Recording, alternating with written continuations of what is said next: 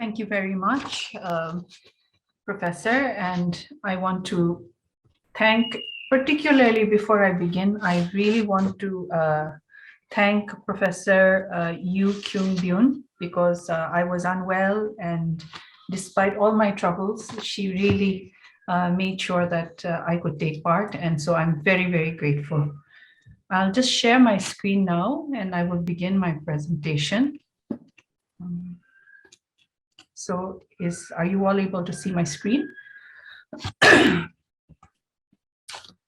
Today, I want to discuss digital iterations of cultural diversity, the case of Nagas on Instagram. I'm a Naga. I'm from a state in the northeast of India, and it's called Nagaland. And so I've based most of my research on the Nagas on social media. The body in traditional Naga culture is vocal and visible. If one can anachronistically conceptualize a Naga self, it would be one that is embodied, one that is entrenched in networks of kinship. Whether it was gender, class, status within one's clan or village, or one's broader village or tribal identity, it was the body first that declared it, much before speech and pleasantries or conflict confirmed it. Beginning with markings and modifications of the actual body in the form of tattoos, piercings, hairstyles, to clothing and adornments placed on the body, speaking with and through our bodies was a crucial and spectacular way of owning and conveying one's own identity. It is no wonder then that fashion in its modern sense is a practice that comes naturally to most Nagas. In modernity at large, Arjun Appadurai sees our current modern world as an interactive system that has witnessed a technological explosion which has created communities with no sense of place. He proposes that the universal or global socializing and social practice is the imagination. With imagination as social practice as our frame of reference, we can look at the ways Nagas, in particular the youth, and how they navigate the new placeless world of social media, to analyze their behavior therein as survival, adaptive, but also as disruptive struggles. If imagination now defines agency, image may then be understood as a new language in and through which identities are articulated or performed on Instagram. In Subjectivities for Better or Worse, Guattari notes our aptitude for creating selves and proposing a more fluid notion of subjectivity. As an ethico-aesthetic project, subjectivity is constantly in the making, a creative process that is, in the words of Simon O'Sullivan, I quote, multivalent and polyphonic, unquote. If mass media is characterized by the creation of content by a few powerful elite and disseminated to the faceless multitude, the era of social media allows for the inversion of this relationship. True, the medium and mode are still predominantly determined by the owner-creators of these sites and are entrenched within hyper-capitalist structures. Nevertheless, within the set parameters of interaction and behavior is a vast labyrinth that offers enough variation and play that one can argue it almost simulates what many may consider freedom. Within these modalities of pseudo-free play, social media sites allow the faceless multitude to create content and populate said universe with image, text, and interactions of their choosing. In light of this scenario, Guattari's argument that new technology, in particular, new machines of communication and information, open up new universes of reference, allowing for new productions of subjectivity on a signifying register, but also an affective one, becomes highly significant. Social media sites become rich fields for participant observation, and it is no wonder that the inherent visuality of images allow for and perhaps even facilitate bodies and fashion to be the focal reference of identity. This is especially true of the Nagas, who are astute practitioners of visual culture when it comes to clothing and fashion. The pictures I'm sharing here, for people who know about Nagas or for Nagas themselves, as soon as you look at these images, you are able to identify which tribes these men belong to, what is their social status. You're able to know so many things just from the way that they have dressed themselves. This may stem from a traditional culture where attire functioned both at the level of signification and affect. Here, one is a warrior and the other one is relaxing. Learning these codes ensured literal survival in the days of headhunting. It signified that the wearer belonged to one's own tribe or that he or she did not. It conveyed and evoked emotions of solidarity, affection, respect, or fear. From the days of old till present, learning what to wear and how to appear has been a crucial skill and survival strategy. It is no wonder that circumstances that brought about a separation of our dress from our identities and by extension our culture have also resulted in deep-seated scars and traumas in our individual and collective psyches. Writing about the impact of the Baptist Church on Naga society, Julian Jacobs reports that, I quote, Christians were more likely to adopt Western dress and to lose interest in the ornaments which signified their position within traditional society, unquote. Added to this, the outcome of cultural colonization and westernization produced generations of Nagas for whom Western dress signified a civilized modern identity.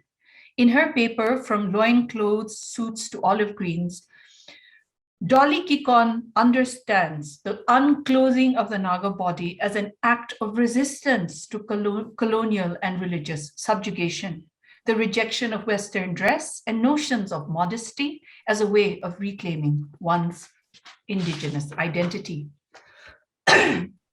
Given their propensity for appearance, Nagas have used attire and fashion as a means of gaining cultural capital, as well as a means of reconnecting with a cultural past that was violently separated from us upon conversion. The youth also use it not only to demonstrate cultural capital, but also in a manner similar to youth immersed in punk subculture of the 1970s, I quote, restate their opposition to dominant values and institutions, unquote. In particular, our encounter with the technology of photography was serendipitous in that it produced a visual object of the bodies we had adorned. Oral accounts of first seeing photographs of oneself or other Naga subjects report reactions of awe, fear, incredulity that ultimately settle into not only an acceptance of this technology, but also a desire to acquire it and to master its use. From being photographed by visitor outsiders, modernity brought photo studios to our town. For generations of young Nagas in the early to mid 20th century, dressing up in Western wear and heading out with friends to get their photos taken in photo studios such as these became a popular social pastime. The advent of the smartphone, a communication device that continues to supplant the oral with the visual with each new iteration, has transformed the way identities can be inhabited, experienced, and conveyed. This is nowhere more Excuse me, Professor.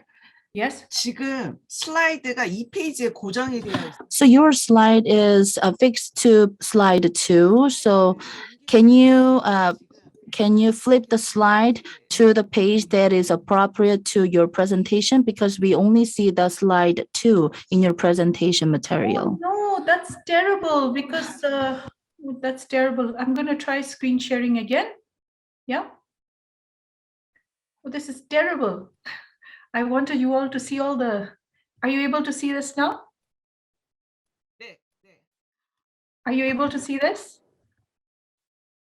No, I think it is fixed to slide number 2. Can you flip to slide 3 or 4? At least it is moving. 선생님 I've been moving it on my laptop. I don't understand how. Professor Yu Kyung, would you be able to help me in this department? Would you be able to take over the PowerPoint then? Or I'm just going to stop sharing and then I'm going to share again. Let's see if that works. 네, 지금 마이크를 Are you 다시 a- 켰고요. Are you able to see it now? 지금 네 보이는데요. 사진을 아까 못 봤던. Are you able to see it now? Can we go to slide 9 or 10 so that we can see pictures? We are on slide 11 right now. So can Okay. you flip to other slides 그래서 with Yeah, photos? I'm going to go back to this 그러면 slide. 네. Are you able to see this? 네. Are you you can able to only see slide 11, the Instagram slide on slide 11. We cannot see photos. Are you flipping the slide right now? Yeah, yes, I'm flipping the slides. I'm going to try again. Are you able to see this? 지금은 지금 아까 말씀하셨던 Yeah, and then can you yes, see? I think we can see the old-fashioned 3 males Yeah, standing in the photo, and we see 2 photos. Can Yes. you flipping to other slides from here? Sure. Can you give it see a try? that? 네, 보이시나요? Can you see me changing now? Yes, we can see it. Thank you very much. Oh, fantastic. It is Oh my changing. gosh. Thank you You've very missed much. a lot then. So this was my first visual slide. So these are, this is a Naga men in traditional dress. These are, taken in modern, these days, contemporary times. They're dressed up in costume now. And these are women. And this is where I was. So the photo studios, I'll just continue.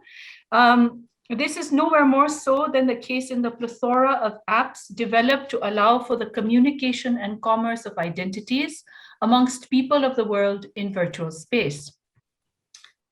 An app created for iPhone 4, Instagram was released on October 2nd, 2010 until 2015, restricted to a single square format and gave users all over the world the same set of controls for editing photos. In Instagram, Lev Manovich writes, I quote, different elements of photo culture that throughout the 19th and 20th century were separate now have been combined in a single platform. It allows you to capture, edit, and publish photos, view photos of your friends, discover other photos through search, interact with them in the form of liking, commenting, reposting, posting to other networks, entering into conversations with photo authors and others who left comments, create photo collections and change their order, etc., all from a single device. The source of the images I have used for this paper is at the rate of Naga street style. I hope you can see this, and is my point of entry into my main arguments.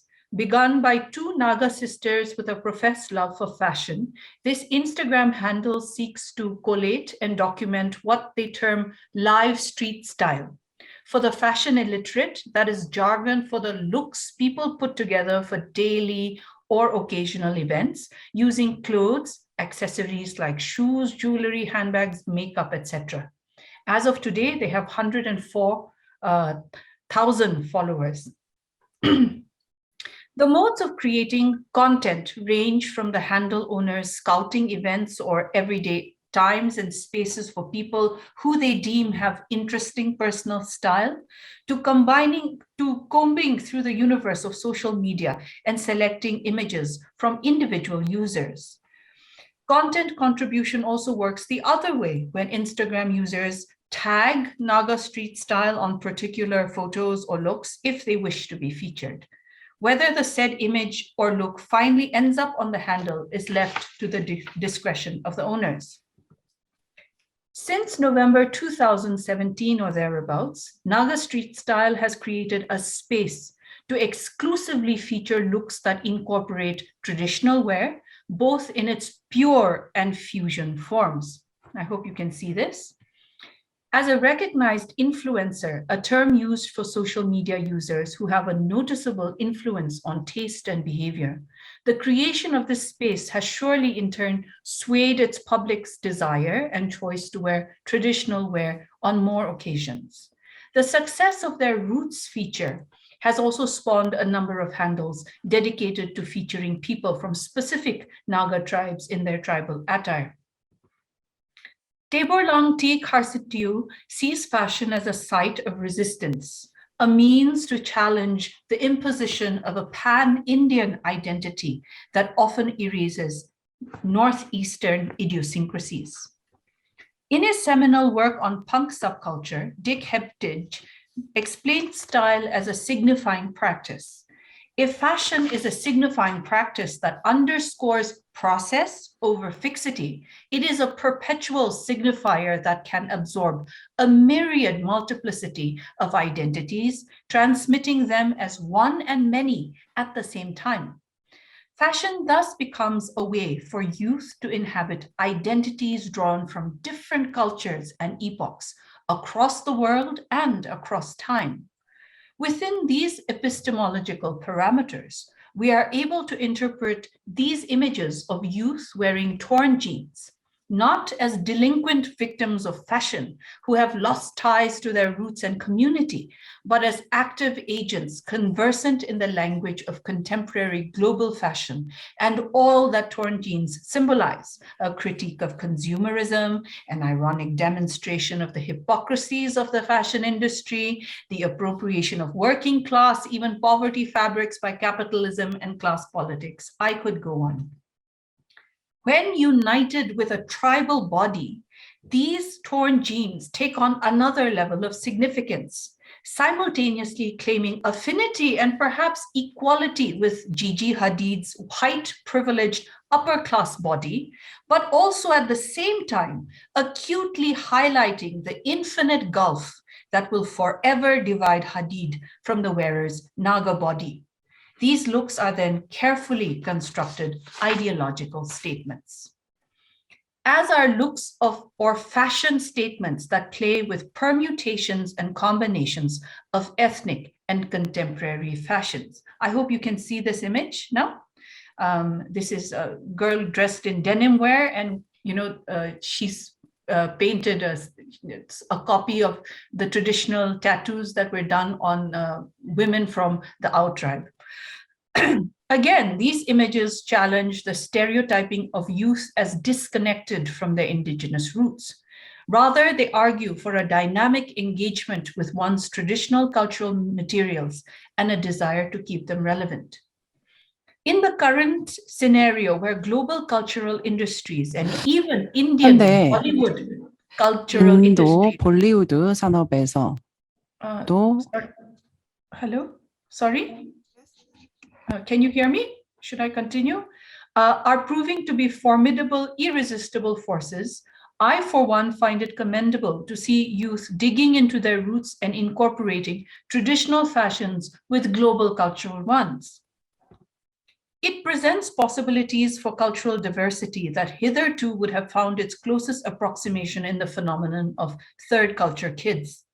Third culture kids being children of a particular nationality who have either been born in or moved to another nation and who spend their formative years in nations foreign to them, thereby imbibing linguistic and cultural mores of these nations. One of the concomitant outcomes of this kind of experience is the feeling of simultaneously belonging everywhere and not belonging anywhere. This sense of situated placelessness is something that has been rendered pervasive in our digital age, to the extent that one can argue any and all youth with virtual access to the global community can now identify with the third culture experience.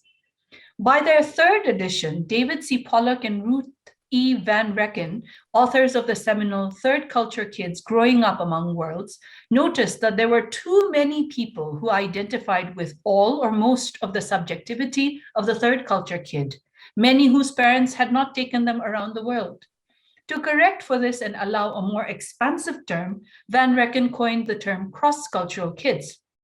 As you can see from this definition, the second part, I quote, meaningfully interacted with or more cultural environments, unquote, now allows for an experience of diverse cultures without perhaps ever having to have physically lived there. With increasingly democratized access to digital and social media, access that continues to become more immersive, whether in the form of virtual reality or relationships, very intimate ones, forged with people and communities spread across the globe.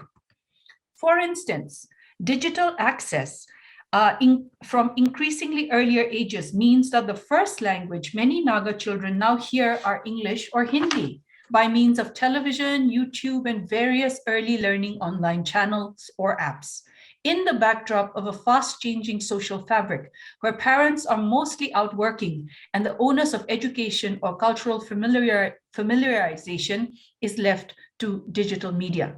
So that for many Naga children, particularly in urban areas, not only is English or Hindi the first language with which a child becomes familiar, but also that the very variant with which they are familiar is vastly alienated from his or her immediate cultural context. So if the earlier quoted Naga writer Visher Sana struggled to do away with his village accent in the 1950s, the more common phenomena are Naga children who speak with British accents of Peppa Pig, the American accents of PJ Masks, inflections of Dora the Explorer, and youth who teach themselves how to speak Korean or Japanese in order to keep up with the growing global K-pop or manga communities. Many of my respondents are either too young or do not have the capital to travel outside the state. Through technology and social media, they are able to access locations, people, and culture Professor Keditsu, globally. Professor And you- Keditsu, Yes? would you mind to wrap up your presentation within 3 minutes? I'm almost done. Thank you. They are able to access locations, people, cultures globally and use these to construct identities. This allows many to insert themselves in matrices that sidestep the national. By that, I mean our insertion into a national imagination and narrative as tribal, backward, and seditionary subjects, lost in some kind of primitive idyllic life or stuck in a cycle of conflict. Social media allows one to connect with contemporary global cultures. Most of us who have faced in varying degrees discrimination in and from the mainland imagine how empowering it is not to simply resist narratives of liminality, minority politics, and persecution, but to be completely oblivious of these during our formative years. To not only think of oneself as the center of the universe and to be able to actually place oneself through fashion and image within this fluid, electronic, hyperreal universe. In this context, these looks are digital iterations of cultural diversity, representing a broad range of cultural references as the user creator's proficiency permits. These images challenge the notion of Nagas as disconnected from their indigenous roots. Rather, they argue for a dynamic engagement with one's traditional cultural materials and a desire to keep them relevant. At the same time, they also challenge the idea of Nagas as isolated indigenous natives, removed from modernity and the social and cultural capital of globalization.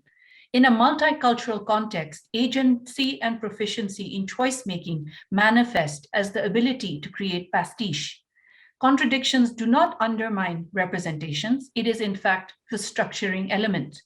The growing body of Instagram images of Nagas wearing their traditional attire in full or combined with other fashions is evidence of the ways in which Nagas are taking control of their own representation in visual discourse and dismantling the long-held stereotype of the naked Nagas. Because Instagram allows users to create, edit, frame, and disseminate images of bodies that they have deliberately styled, the Naga body is no longer subject to the restrictive regime of another's camera, or if we are to also consider the caption and hashtag features, as we should, to the power of another's pen.